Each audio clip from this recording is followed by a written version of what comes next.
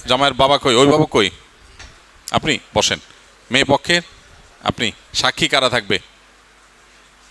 কাবিন নামা যারা সাক্ষী থাকবে? ও, আপনি কি স্কিলের ছাত্র? মাশাল্লাহ মাশাল্লাহ। স্কিলে বাকি ছাত্ররা কি করে? হ্যাঁ, তাড়াতাড়ি তাড়াতাড়ি কোর্স ট্রেনিং শেষ করে বিয়ে করতে হবে। বিয়ে দেরি করার মতো ভুল কাজ দুনিয়াতে আরেকটা নাই। 22 বছর বয়সে বিয়ে করেছি আমি, 22 বছর বয়স। অনেক বুড়া হয়ে গেছে এখানে, এখনো বিয়ে করে নেই। অদ্ভুত। জীবনটাকে ইজি করতে হবে। বিয়ে দেরি করার মতো ভুল কাজ আরেকটা আছে নাকি? জি ভাই। মোহর কত? হ্যাঁ, 15,000। যৌতুক কত? নাই? শিওর? ঠিক আছে, মাশাআল্লাহ। আচ্ছা ভাই, আমরা খুতবা যাচ্ছি।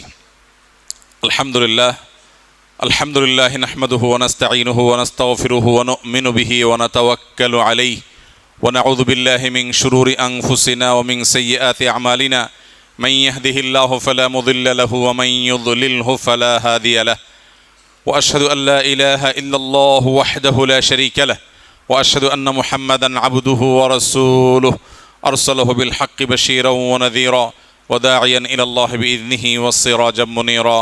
আম্মা বা'দ। فأعوذ بالله من الشيطان الرجيم. بسم الله الرحمن الرحيم. يا أيها الناس اتقوا ربكم الذي خلقكم من نفس واحدة وخلق منها زوجها وبث منهما رجالا كثيرا ونساء واتقوا الله الذي تساءلون به والأرحام إن الله كان عليكم رقيبا. وقال تبارك وتعالى: يا أيها الذين آمنوا اتقوا الله وقولوا قولا سديدا يصلح لكم أعمالكم ويغفر لكم ذنوبكم ومن يطع الله ورسوله فقد فاز فوزا عظيما. وقال النبي صلى الله عليه وسلم: النكاح من سنتي فمن رغب عن سنتي فليس منه، أو كما ورد في الحديث. وقال عليه الصلاة والسلام: يا معشر الشباب من استطاع منكم الباءة فليتزوج ومن لم يستطع فعليه بالصوم فإنه له وجاء. وقال عليه الصلاة والسلام: تزوجوا الودود الولود فإني مكاثر بكم الأمم. بارك الله لي ولكم في القرآن العظيم ونفعني وإياكم بالآيات والذكر الحكيم ونستغفر الله لي ولكم ولسائر المسلمين فاستغفروه إنه هو الغفور الرحيم. استغفر الله. আপনি মেয়ের অভিভাবক? আপনি বাবা? মাশাআল্লাহ।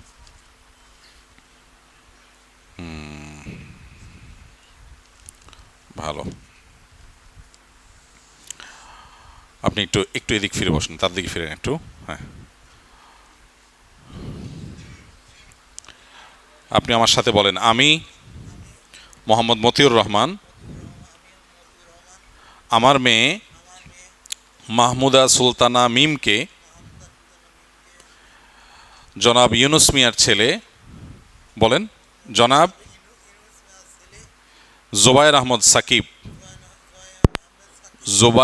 আহমদ সাকিব, তার দিকে একটু হাত দিয়ে ইশারা দেন, আপনার নিকটে 15,000 টাকা মহারণার বিনিময়ে বিবাহের প্রস্তাব করলাম। আপনি একটু আওয়াজ দিয়ে বলেন: আমি আলহামদুলিল্লাহ কবুল করলাম। আলহামদুলিল্লাহ, আমি কবুল করলাম বলেন। মাশাআল্লাহ। আরেকবার বলেন। সাকিরা শুনেছেন? আলহামদুলিল্লাহ আলহামদুলিল্লাহ। আমরা আলহামদুলিল্লাহ বলি। মাশাআল্লাহ। আমাদের যুবকরা মহরের অঙ্ক শুনে সবাই খুব আওয়াজ দিয়ে উঠেছেন। সন্দেহাতীতভাবে এটা একটা দৃষ্টান্ত। বিবাহকে কঠিন করে ফেলা হয়েছে। অনেক অভিভাবকরা মেয়ের গার্ডিয়ানরা বিবাহকে কঠিন করে ফেলেছেন। তারা মনে করেন মহরের ফিগার অনেক বড় হলে বোধহয় বিবাহ অনেক শান্তিতে থাকে, দাম্পত্য জীবন অনেক শান্তিতে যায়, সুখে যায়। এটা ভুল ধারণা। বরং ইন্না আযমান নিকাহি বারাকাহ আইসারুহা মাউনা, যে বিয়েতে ব্যয় কম হয় সেটা তত বেশি বরকতময় হয়। মহরের পরিমাণ ফিগার অনেক বেশি হলে যদি বরকতময় হতো, সাহাবা ইকরাম বলছেন, তাহলে মুহাম্মদ সাল্লাল্লাহু আলাইহি সাল্লামের মেয়েদের মহর অনেক টাকা ধরা হতো। তাহলে বোঝা গেল মেয়ের বাবাদের জন্য এখানে বিরাট বড় শিক্ষার বিষয় আছে। মহরের ফিগারকে কঠিন করে ফেলা যাতে করে ছেলেদের জন্য বিয়ে কঠিন হয়, এর মধ্যে কোনো কল্যাণ নিহিত নাই। আমরা দোয়া করি এই বিবাহের মধ্যে আল্লাহ তাআলা পরিপূর্ণ বরাকা দান করুন। এবং মেয়ের বাবাদেরকে আল্লাহ তাআলা হেদায়েত দান করুন। তারা যেন অল্প মহরে ছেলেগুলোর এই যে এত জোরে জোরে আমিন বলছে এদের মনের কষ্টটা যেন তারা বোঝার চেষ্টা করেন। মাশাআল্লাহ মাশাআল্লাহ। আমরা আমাদের নবদম্পতির জন্য সুন্নাহসম্মত দোয়া করি। বারাকাল্লাহু লাকুমা, আপনি সাথে আমিন আমিন বলেন, আমরা দোয়া করতেছি, আপনি আবার বলেন না বারাকাল্লাহু লাকুমা। আপনি বারাকাল্লাহু লাকুমা বললে এটার অর্থ দাঁড়াবে যে তোমাদেরকে আল্লাহ শান্তি দান করবে। আমরা তো বিয়ে করি না এখন পুরান, আপনি আমিন বলবেন। আমরা বলি সবাই বারাকাল্লাহু লাকুমা, মানে হলো আল্লাহ তোমাদেরকে বরকত দান করুক, সে বলবে আমিন। ওয়া বারাকা আলাইকুমা, তোমাদের উপরে নতুন দম্পতি তোমাদের উপর আল্লাহ বরকত নাজিল করুক। ওয়া জামাআ বাইনাকুমা ফি খায়র, মানে ভালো কাজে তোমাদেরকে আল্লাহ তাআলা সৌহার্দ্য সম্প্রীতি ভালোবাসা দান করুক। বলেন আমিন আমিন। আমাদের জন্য আপনি দোয়া করে দিন আবার ইনশাআল্লাহ, ঠিক আছে। আর বইয়ের কথা মতো চলবেন, কোনো অশান্তি হবে না, মাইন্ড ইট। বিয়ে পড়ানোর পর আমি সবাই এই ওসিয়ত করি, সংসারে অশান্তির মূল কারণ বউর কথা না শোনা। বউয়ের কথা মতো চলবেন, কোনো অশান্তি নাই ইনশাআল্লাহ, ঠিক আছে। কথা না শুনতে পারলেও হো হো করবেন অন্তত, দ্যাটস ইট। এই এক লাইন মেনে চলবেন, সারা জীবন সুখ শান্তিতে থাকতে পারবেন। আর এতে ডানবাম হয়ে যাবেন, কপালে দুঃখ আস, মনে থাকবে ইনশাআল্লাহ। আল্লাহ তাআলা বরকত দান করুক মাশাআল্লাহ। এ ভাই খেজুর কই? খেজুর দেন, খেজুর দেন, ফাঁকি ঝুঁকি দিয়েন না। জি খেজুর দিয়ে দেন ভাই। খেজুর ছিটানো সুন্নত, এটা ভুল ধারণা, ছিটানোর দরকার নেই, হাতে হাতে দিয়ে দেন। জি ভাই মাশাআল্লাহ। আমরা এই নবদম্পতির জন্য দোয়া করি এবং সেই সাথে অন্যরাও সামর্থ্য হওয়ার পর সাধ্যে আল্লাহ তাআলা যখন বিয়ে করার তৌফিক দিবেন তারপর আর বিয়ে দেরি করবো না ইনশাআল্লাহ, ঠিক আছে। তো ভালো করে স্কিলে ট্রেনিং ক্লাস করতে হবে, দিন শিখতে হবে, তাহলে বিয়ে সহজ হবে ইনশাআল্লাহ। ছোট ছোট ফেসবুক পেজ বা নতুন ব্যবসায়িক প্রতিষ্ঠানের নাম লক্ষ্য করে আগে থেকেই ডোমেইন কিনে রেখে পরবর্তীতে তাদের কাছে বেশি দামে বিক্রি করা ডোমেইন ব্যবসার শরীয়ী বিধান কি? কেউ যদি কোনো ডোমেইন কিনে রাখেন, বিশেষ করে ওয়েবসাইটের ক্ষেত্রে যেটা হয়ে থাকে, ভালো ডোমেইন কিনে রাখলেন, পরবর্তীতে এটা বিক্রি করলেন, এটা জায়েজ আছে।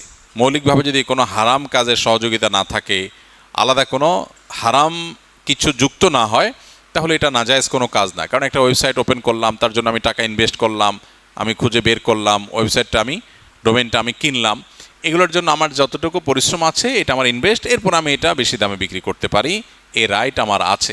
আর কেনাবেচার ক্ষেত্রে শরীয়ত ক্রেতা বিক্রেতা উভয়ে যেই রেটের উপরে সম্মত হবে, শরীয়ত সেখানে কোনো সে নাই, সে থাকে না, কোনো কথা বলে না।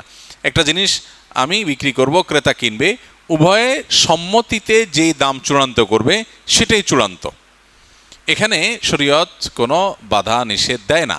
কিন্তু যদি এমন হয় যে কোনো জিনিসের মার্কেট প্রাইস আছে একটা, একজন মানুষ ঠেকে গেছে, বিপদে পড়ছে, তারা ঠেকায় আপনি নিলেন, অথবা কৃত্রিম ক্রাইসিস সৃষ্টি করে আপনি নিলেন, সেটা নিষিদ্ধ।